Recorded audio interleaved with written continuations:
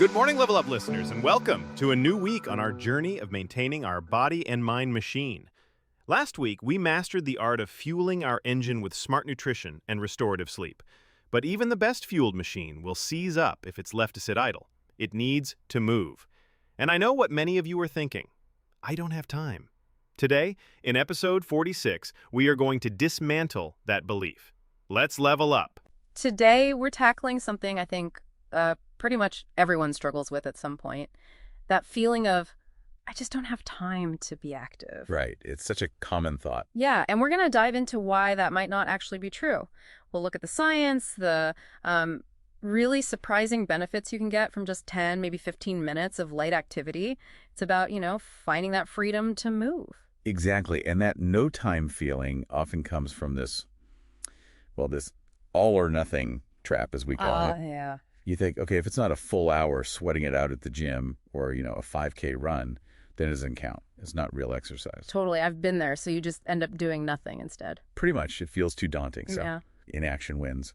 But the science, it actually points the other way. Small bits of movement done consistently. Yeah. That's where the really big sustainable changes often come from. Okay, I'm listening. Because that all or nothing thing, it's so relatable. So tell me about this return on investment. A short walk, say 10 minutes. What's the real payoff? Mentally first. Oh, it's significant. Even one single 10-minute brisk walk can give you an almost instant mood boost. Really? Instant? Yeah, it gets more blood flowing to your brain, releases endorphins, serotonin, all those, feel-good chemicals. Your body's natural uplifters just kick in. Okay, wow. And beyond just feeling happier for a bit. Well, it also has this calming effect. Yeah. Directly impacts your central nervous system. It helps lower cortisol. That's the main stress hormone we hear so much about. Right, cortisol. So it's genuinely a powerful tool for managing day-to-day stress and anxiety. Especially if you can step outside, maybe into a park or just somewhere green. It's like a free stress reliever just waiting there. It's kind of amazing where people don't use it like that. And what about creativity? I heard something about that. Yes. There's another fascinating part. Stanford University did a study.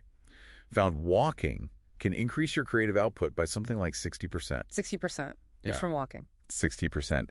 It's thought to stimulate the parts of your brain linked to, divergent thinking outside the box. Yeah. Steve Jobs was famous for his walking meetings, right? Maybe he was onto something. Clearly. Okay, so mental boost, stress reduction, creativity. What about the physical side, energy? Big impact there, too.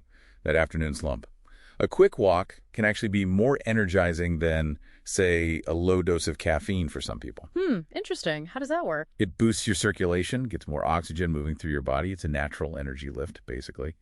And long-term, the benefits stack up. Better cardiovascular health, helps manage blood sugar, boosts your immune system. And longevity. There's research suggesting even 15 minutes a day could potentially add years to your life. It reduces the risk of a lot of chronic diseases. Yeah. It's pretty profound for such a small time commitment. Okay, sold on the benefits. But back to the big problem. Finding the time. My schedule is chaos. How do you actually do it? Right.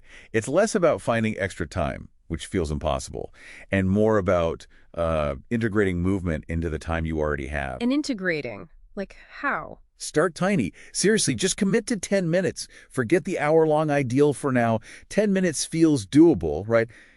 Consistency beats intensity here, especially at the start. Okay, 10 minutes. I can probably find that. What else? Try habit stacking. Attach the walk to something you already do every day without thinking, like after I pour my morning coffee, I'll walk for 10 minutes, or after lunch, quick walk around the block. Linking it to an existing habit? Smart. Exactly. Or reclaim your breaks. Instead of grabbing your phone for 15 minutes, use that time for a walk. Get away from the screen. Or tweak your commute, park a bit further away, get off the bus one stop earlier. Tiny changes. So it's about these small strategic shifts rather than a massive overhaul. Precisely. The impact of that short walk really does seem massive then for such a small input. And it applies to everyone, you're saying. Absolutely everyone. It's a fundamental act of self-care, really. Yeah. That no time excuse, it often just masks the fact that we're not prioritizing this basic need. It makes me think there's this idea that freedom is actually built on discipline. Like that Indonesian proverb, Peliharalah kesehatan Anda. Pernayankan mewadahi umur panjang Anda. Yeah. Which means take care of your health because it will be the vessel for your long life. It really puts it into perspective. Maybe the question isn't, do I have time? It's, will I make the time? That's the core of it. Mm-hmm. And to help you answer that, we've got a little challenge, the 10-minute pledge. Okay. Super simple. For the next 3 days, just find one single 10-minute slot. Go for a walk. That's it. And just notice how you feel afterward. Just notice the feeling. Yep. We think you'll find the time is there and the payoff. It's immediate. Give it a try. Thank you for joining us on Level Up. Tomorrow, we'll talk about some simple stretching movements you can do at your desk to relieve tension. Until then, get moving and keep leveling up.